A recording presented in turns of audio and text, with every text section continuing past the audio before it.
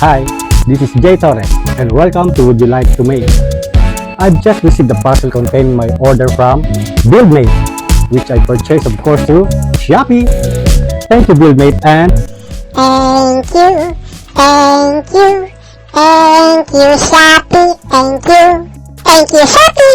alright, inside this package is a Bosch GST 18V-LI B Cordless Jigsaw. I'm eager to show you the unboxing and provide a brief review. And before I begin, I want to extend my thanks once more to Buildmate for the substantial discount I have gotten during the recently concluded 99 sales. Thank you very much again, Buildmate. Beke naman. So, I won't delay it any longer. Let's get started.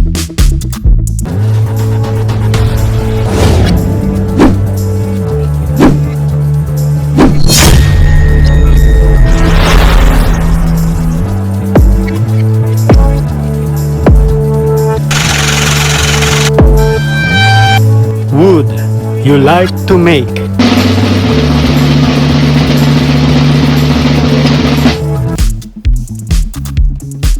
The Bosch GST 18V-LI B Cordless Jigsaw is a versatile tool that promises precision, power, and freedom from cords.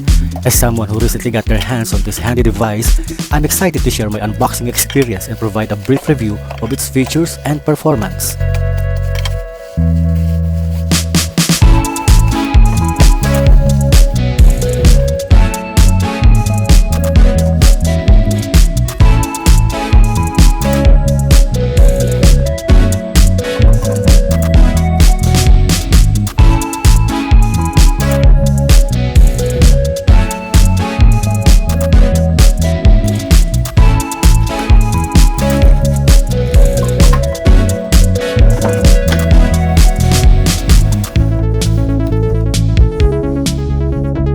Upon opening the package, I was immediately impressed by the careful packaging and presentation of the Bosch GST 18V-LI B.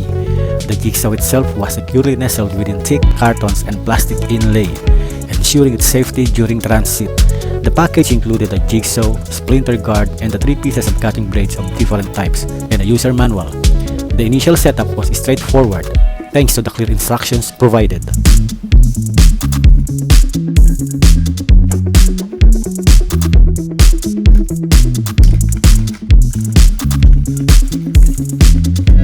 Certainly, Bosch jigsaw blades are often identified by code numbers that indicate their specific functions and features.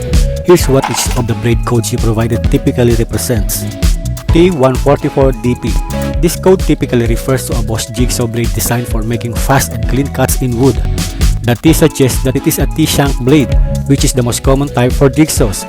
The 144 may represent the model or series, and DP often stands for downward pointing, indicating that the teeth are designed to cut on the downstroke, making it suitable for precision cuts in wood.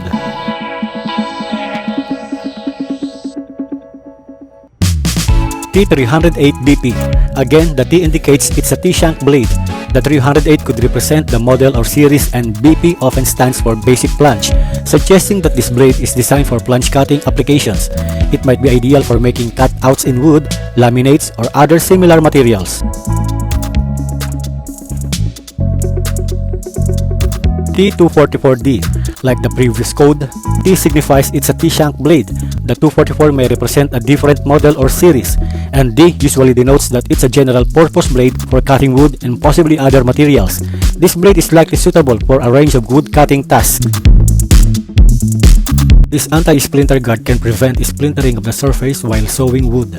This can only be used with certain saw blade types and only at a cutting angle of 0 degrees. When sawing with this, the base plate must not be moved to the rear for sawing close to the edges.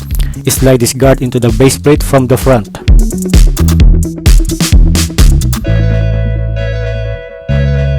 My first impression of this cordless jigsaw is highly positive. It appeared to be a well-designed and well-built tool with a focus on both performance and user convenience. Its sleek and professional appearance exuded a sense of precision and reliability right from the get-go. The tool featured a modern, ergonomic design with a comfortable grip that promised extended periods of use without discomfort. Its matte finish and the Bosch logo on the body added a touch of sophistication, and the overall build quality felt robust and dependable. This jigsaw's appearance instilled confidence in its performance capabilities, making it clear that it was designed with both aesthetics and functionality in mind. I couldn't wait to put it to the test on my upcoming projects, confident that it would meet my expectations. This plastic inlay is a notable feature that added to the tool's overall organization and user-friendliness. This inlay, typically found within the carrying case or storage box, was custom molded to securely hold the jigsaw, battery, charger, and possibly other accessories. Its precision-cut compartments ensured that each component had its designated place, preventing them from shifting or coming into contact with each other during transport or storage. This not only protected the jigsaw and its accessories from potential damage, but also made it convenient to keep everything in order and readily accessible. The first thing that struck me was the ergonomic design of the jigsaw. It felt comfortable and well balanced in my hand. The build quality is exceptional, showcasing Bosch's commitment to durability and longevity. The jigsaw's rubberized grip will further enhance control and reduce the fatigue during extended use. The supplied hex key is used to adjust the angle of the base plate for bevel cuts. To make the adjustment, simply loosen the screw located on the bottom of the base plate.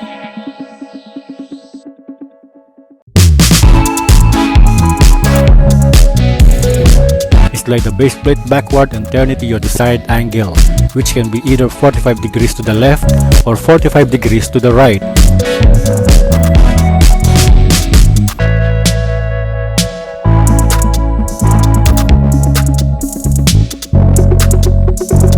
And then tighten the screw securely.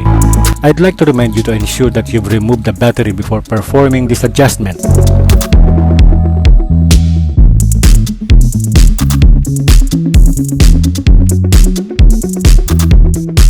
I will get my battery to test if it works.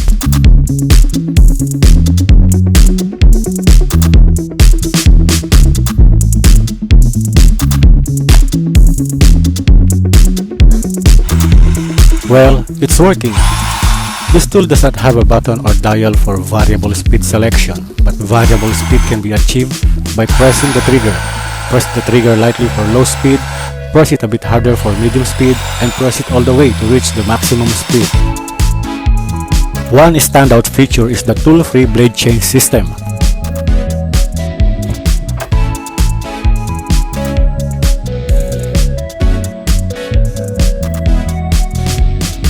Swapping out blades is a breeze. This will save time and frustration during projects that require multiple blade changes.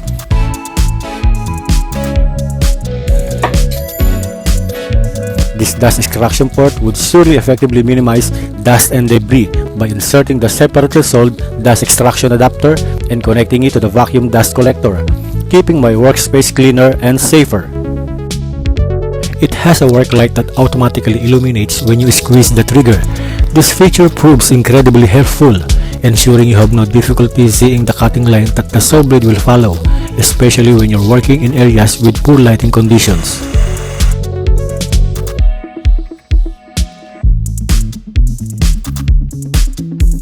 The pendulum action of the blade can be adjusted using 4 different settings, allowing the cutting speed, cutting capacity, and the cut itself to be optimally adapted to the material that you want to cut. You can also adjust the pendulum action during operation using the adjusting lever. Switch off the pendulum by selecting 0 if you wish to produce a finer or cleaner cutting edge or when machining thin materials.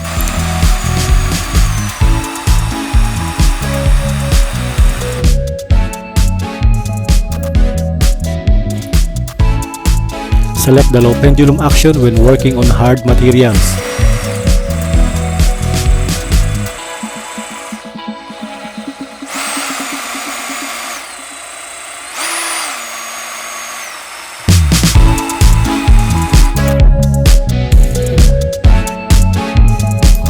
Select medium to maximum pendulum action when working on soft materials and sawing wood in the direction of the grain.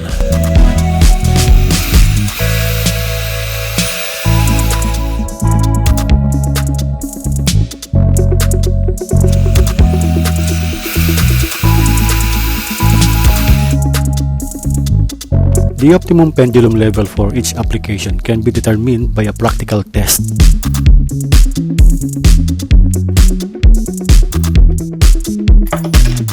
This safety lock button or lock off switch is designed for optimum user safety.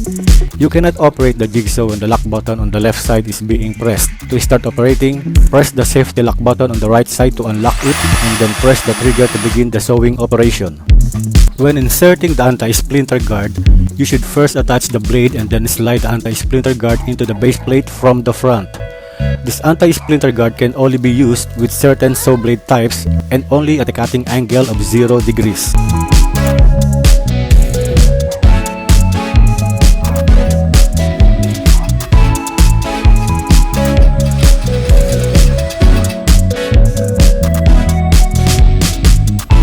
When cutting with a jigsaw, it's important to maintain a steady and controlled motion. Start the cut by positioning the jigsaw's base plate firmly on the wood. Begin the cut with a slow and steady forward motion, allowing the blade to do the work. Keep the jigsaw's base flat on the wood to ensure a straight cut. Let's try to make a curved cut on this piece of plyboard. I will draw a curved path and this is what I will cut. When cutting curves, maintain a slow and controlled motion. Rotate the plyboard as needed to follow your mark line, or just have the board clamped and make the jigsaw blade follow the mark line, using the jigsaw's handle to guide the tool. Keep the base plate flat on the plyboard for stability. To tell you more about this included plastic inlay, the plastic inlay for the Bosch GST 18V-LI jigsaw is designed to match the dimensions of a specific L-box size, such as the L-box 136 like this, or L-box 238. These sizes are typically chosen to accommodate the jigsaw, its battery, charger, and possibly some accessories. The plastic inlay is custom molded to securely hold the jigsaw and its components in place. You can place the plastic inlay with the jigsaw and its components into designated L-box size. Then you can stack this L-box on top of or alongside other L-boxes in your Bosch L-box system, thanks to their interlocking design. Powered by a robust 18-volt lithium-ion battery, the Bosch GST 18V-LI exhibited impressive cutting power. I tested it on various materials, including wood and metal, and it effortlessly sliced through them with precision. The adjustable speed settings allowed me to tailor the tool's performance to the specific task at hand, whether it was a delicate curve or a straight cut. I already have the information and have watched videos of people who've used this jigsaw, and nearly all of them are delighted with their purchase without any regrets. And as for me, I highly recommend this model to anyone considering a jigsaw purchase. Its cordless convenience, powerful performance, and ease of use make it an excellent choice for a wide range of cutting tasks. Whether you're a seasoned woodworker or a homeowner tackling occasional DIY projects, this jigsaw offers the freedom of cordless operation without compromising on performance. It's a valuable investment that I wholeheartedly recommend. It offers versatility and reliability for both professionals and DIY enthusiasts, and I look forward to using this for many projects to come. In conclusion, the Bosch GST 18V-LI cordless jigsaw is a top-notch addition to any DIY enthusiast or professional's toolkit. Its combination of power, precision, and ease of use makes it a versatile tool for various cutting tasks. The ergonomic design and thoughtful features further enhance its usability. As we conclude this video, if you're contemplating getting a Bosch jigsaw like this model or any other Bosch power tools, I highly recommend considering Shopee as your shopping destination.